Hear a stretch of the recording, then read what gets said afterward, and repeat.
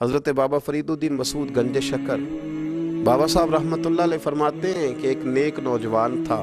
دن کو روزہ رکھتا، رات کو نماز پڑھتا، پر اللہ سے ڈرتا پھر بھی بہت ہی زیادہ تھا، بڑا ہی ڈرتا تھا۔ موت کا وقت آیا تو ماں ہی تھی بس اس کی، تو ماں سے کہنے لگا اماں میری ماں ہے، میرے ساتھ 3 وعدے تو کر۔ اس نے کہا پتر تو بتا، آخری ہج کی لے رہا ہے اور اس غریبنی ماں سے تو وعدہ لے رہا ہے، بتا کیا وعدہ۔ عرض کرنے لگا اماں جب میں مر جاؤں نا تو میرے گلے میں رسی ڈال کے تو مجھے گھمانا گھر کے صحن میں، اور لوگوں کو کہنا جو رب کی نافرمانی کرے اس کا یہی حال ہوتا ہے، یہ اعلان کرنا فرمانی کرے اس کا یہی حال ہوتا ہے، یہ اعلان کرنا جو اللہ کے نافرمان ہوں ان کا یہی اشر کیا جانا چاہیے۔ اور اماں پھر دوسرا وعدہ کر، میرا رات کو جنازہ اٹھایا جائے، میں نہیں چاہتا کہ کسی کے منہ سے یہ لفظ نکل جائیں کہ وہ دیکھو اللہ کا نافرمان جا رہا ہے، رات کو میرا جنازہ اٹھانا۔ اور اماں تیسرا میرے ساتھ وعدہ کر کہ لوگ مجھے دفن کر کے آ جائیں گے تو میری قبر پہ چلی جائے گی،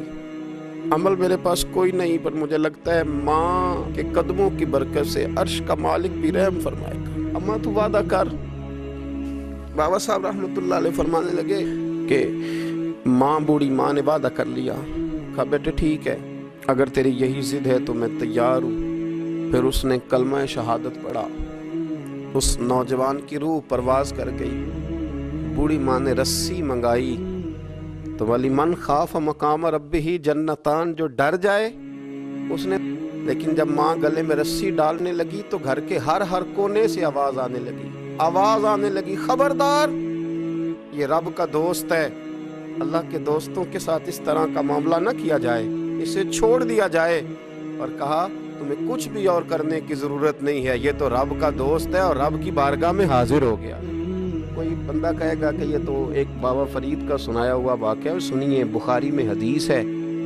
نبی پاک صلی اللہ علیہ وسلم نے فرمایا، حضرت ابو ہریرہ رضی اللہ تعالیٰ عنہ راوی ہیں، حضور فرماتے ایک شخص مرنے لگا تو اپنے بچوں سے کہنے لگا کہ میں جب مر جاؤں تو مجھے جلا دینا، اور پھر میرے جلے ہوئے وجود کو پیس دینا، پھر مجھے ہوا میں اڑا دینا، پتر مجھے اڑا دینا، مجھے بڑا ڈر لگتا ہے، اگر رب نے مجھ سے حساب پوچھا تو میں قابل نہیں ہوں، اڑا دینا مجھے ہواؤں میں، اگر اس نے مجھ سے حساب لیا تو بڑا سخت حساب لے گا۔ حضور فرماتے ہیں بخاری میں موجود ہے، اس کے بچوں نے اسی طرح کیا، اس کے مرنے کے بعد اسے جلایا، ہوا میں اڑا دیا۔ اللہ کے محبوب فرماتے ہیں رب کریم نے حکم دیا زمین کو کہ اس کے ذرات کو جمع کرو،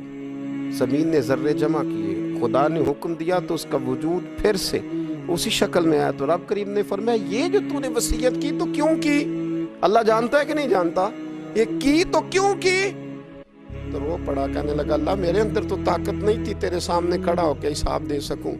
تجھے منانے کے لیے تیرے خوف سے ڈر گیا، میں ڈر گیا۔ اگرچہ ہمارے بزرگوں نے لکھا ہے کہ آج یہ وصیت کرنا اس رنگ میں، یہ طرز اختیار کرنا درست نہیں،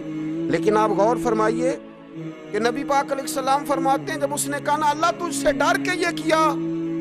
تو رب کریم نے فرمایا جا پھر میں نے تیری مغفرت کر دی،